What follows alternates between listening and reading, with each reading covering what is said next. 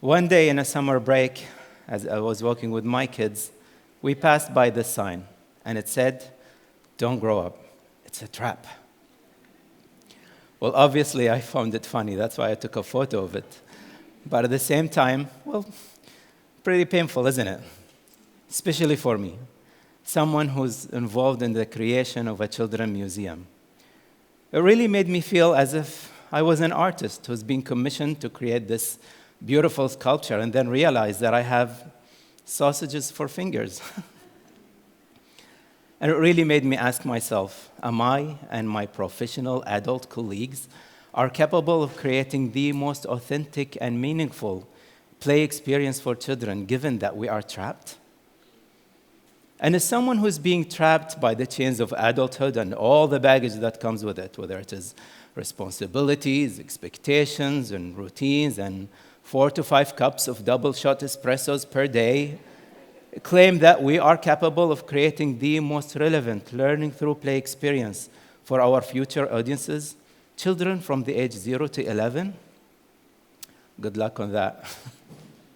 And then the question becomes, well, is there an exit? Is there a key out of that trap where maybe it's hanging on a wall where I can reach out to it, or maybe it's with a troll who will ask me a riddle in exchange for my escape? Well, unfortunately, the answer is no. Then the question becomes, well, then what is it exactly that we are being trapped from? The thing that we cannot longer experience, the thing that we cannot see or feel that, makes us trapped. Well, for me, the answer, and maybe for most of you, it's our childhood. Our carefree days filled with our boundless imagination and limitless thirst for knowledge. Our fearless approach towards play that is diminishing day by day as we grow older. The way we embrace the opportunity without the fear of failure, when our biggest worries was about building the tallest sandcastle or conquering the biggest tree. And the way we embrace the moment. But let me ask you a question. Is it true? Are our childhood days way behind us? Is there a child within all of us that is yearning to be reconnected with? Well, to answer the question, I have an experiment for you. It's a simple experiment that engages you as an audience. In the field of children's museums, we call it serve or return. In other ways, action and reaction. I'll make an action, and I want you to be sitting at the edge of your seat and just react to whatever it is that I'm going to throw at you. Are we all ready? Okay. Here it goes.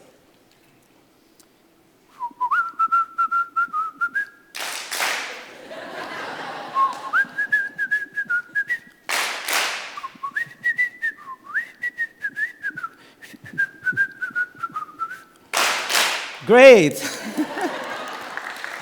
Well, there it is. Honestly, I was a bit worried it might not work. My career depended on it. You don't know. But see, there it is, a glimpse of that child within all of us, that authentic moment of reconnection. Can you imagine if there was a place that can reconnect with that child so effortlessly, where we can find our own childhood and connect with our children in such a meaningful way, and a place that takes play seriously? Well, my journey through this moment of self-questioning and self-reflection have taken me through a very interesting journey of self-discovery, both personally and professionally, and I would love to share that with you. However, to go through our journey, we have to go back to ground zero, our childhoods. And let me talk to you a little bit about my childhood. Well, reflecting on my childhood, I am reminded by the countless hours of playing with other children in our neighborhoods. We played hide and seek, we climbed the trees, and we played football, and we created games on the fly.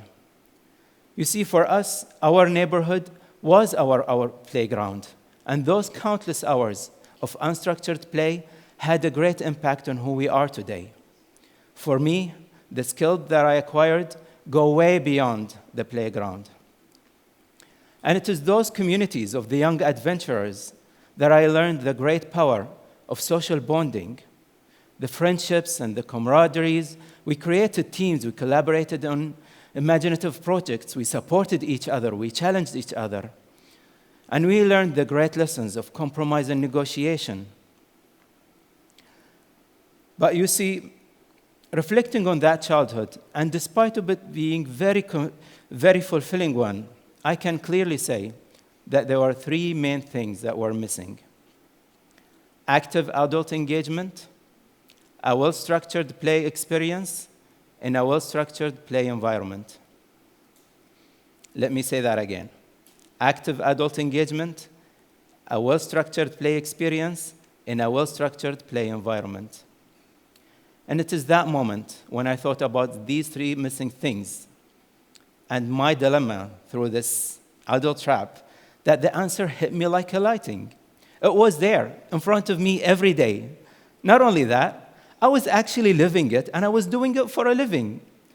You see, my very job that I thought was the dilemma in this all terrifying self-questioning moment, actually it was my escape.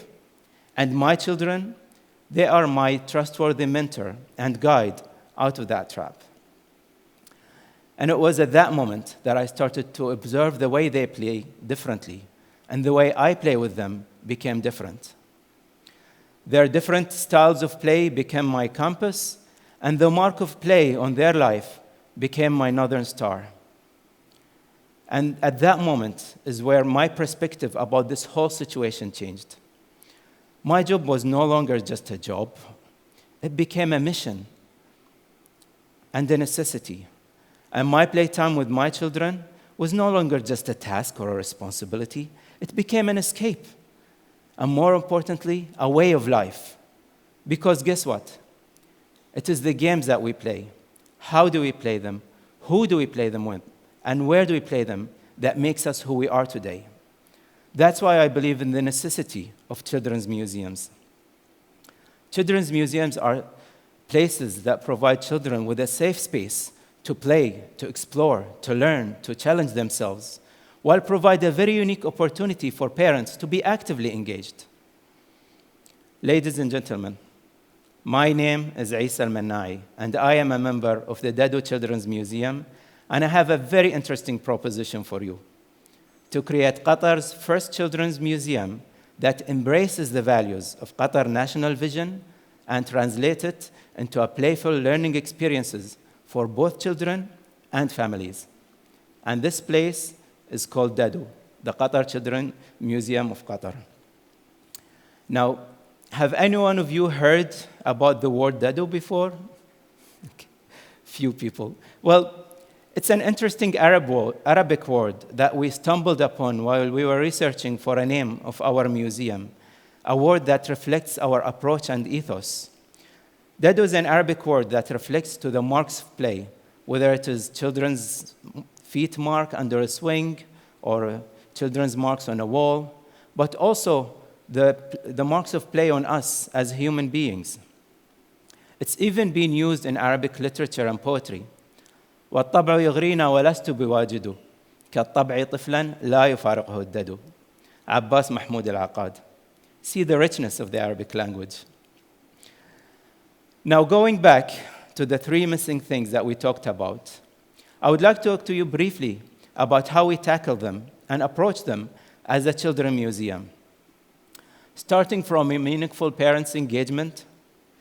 You see, as parents, we have the front row seat to observe the wonders of play on our children.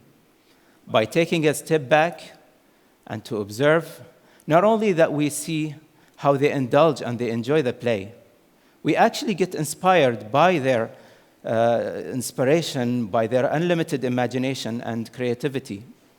And as a parent, I support and champion my children's different play styles, whether it is Hamad with physical play and video games, Ali with structuring stuff and playing football. And when it comes to role play, my daughter Alia takes the cake. When she wakes up and she decides she's going to be a spider girl, she becomes a spider girl. And even gravity cannot defy her. MashaAllah, bless her heart. But going back to my point, see, as parents, If we will become co-explorers and partners with our children's play experience, not only that we indulge with them, but also we create deeper impact on the play on their lives. Think about that moment when a child discovers something new and looks up for their parents for validation. This is a moment that creates strong bonds with parents and also moments that they will cherish forever. In addition, parents can take the values of learning of children's museums beyond the museum walls by asking open-ended questions, by encouraging exploration, and also by providing more information. That's why at Dadu we believe that no one is too old to play, as the marks of play will last for us forever. Talking about a well-structured play experience, a quote that we believe in Dadu is by the famous Fred Rogers when he say, "Play is often being looked at as an escape from serious learning. However, for children, play is serious learning, as play is the mark of childhood. Children take play seriously as they are active learners who will seek opportunities that are both interactive and multisensory in order for them to explore their interests." And at Dadu, we take a broadly constructive approach towards learning, starting from the position that every learner is unique. Our learning aims and learning outcomes are designed and delivered, taking into consideration different learning styles and different developmental stages. Now, talking about well-structured play environment. You see, while we are still awaiting our museum building to be built, we have been adopting a very progressive strategy that talks about building our audiences and our team as we build our museum. Now, we have been active with the community for a very long time, whether it is children, families, schools, caregivers, community organizations. And recently, for example, during the COVID period, we created playtimes and playdates with families using our social media platforms by creating simple experiments from our kitchens, sharing them with you at your home. It's a program that we called From Our Family to Yours. Recently, we opened our outdoor galleries. Some of you might have heard or visited the Dadu Gardens during the World Cup. And we've been also reaching out to communities outside of Doha by activating local parks through our program, Dadu on the Move. You see, in a time when researchers and practitioners have been focusing and emphasizing on the importance of a healthy childhood for a community, especially in those turbulent, uncertain times of ours today, healthy childhood is becoming of a prime importance. However, while there are around 55,000 museums around the world, only 300 of them are children museums. In our MENA region, there are almost just a handful. If anyone here from an Arab country, please raise your hand if you have a children museum within your country. I only saw one hesitant one, which means it's very few. Which really begs the question, are children museums important? Why should we invest and champion them? Are they a necessity or a luxury? And what is the missing opportunity for not having children's museums? Well, for me, during my formative years, the absence of children's museums wasn't just a missing opportunity. It was a void in our community's landscape, a void that have denied us the opportunity to indulge into the transformative power of play and to a journey of self-discovery. You see, children's museums are not just colorful spaces with playful experiences. They are spaces that provide children with a safe opportunity for their imagination to flourish and to creativity to expand. By undermining the importance of children's museums, we are inadvertently denying our children with a space that connects them with their peers and family members in a setup that celebrates collaboration, teamwork, problem solving, and empathy. And at Dadu, And it's not just the children who misses out on that opportunity. We as a community miss out the opportunity of having the power, the transformative power of children's museums in our society. Looking at the diverse nature of children's museums' beneficiaries and stakeholders, children's museums have the power to influence the creation of many generations and generations of leaders, creators, and innovators who will possess the powers to have the answers for our ever-changing world.